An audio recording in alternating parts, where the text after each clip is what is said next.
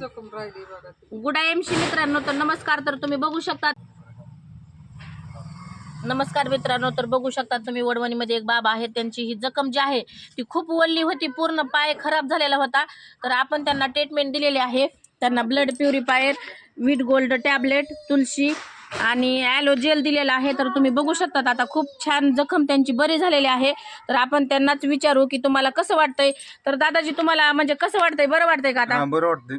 बरं, तुमची जखम खूप मोठी होती का आधी? मोठी होती ना. बरं, किती दिवस झालं तुम्ही तिला दवाखान्यात म्हणजे घेऊन दाखवत होता त्या पायाला तुमच्या? महिना झाला असेल. दाखवत होता 2 त्याला? महिने 3 महिने 4 महिने 3-4 महिने झालं तिला. ती बरीच होत नव्हती. तर आता ती, नमस्कार मित्रांनो, तर बघू शकता ती खूप छान जखम झालेली आहे. आणि तुम्ही पण सगळ्या जणांनी ऐकायलाच पाहिजे. आयुर्वेदमध्ये आपल्या भारताचं माहेरघर आहे. आणि आपण काय करतोय, रासायनिक म्हणजे जसं बाजरी ज्वारीला युरिया टाकतो तसंच आपण मेडिसिन देतो डॉक्टरांकडून घेऊन, आणि खूप मोठं नुकसान होत आहे. जर कुणाकडे कॅन्सरचं जर पेशंट असलं तरी पण त्याला बरं करायची आम्ही जिम्मेदारी घेतो.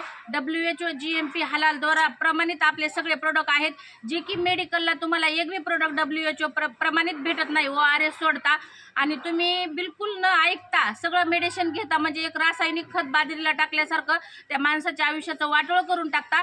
गुडाएमशी तर नक्कीच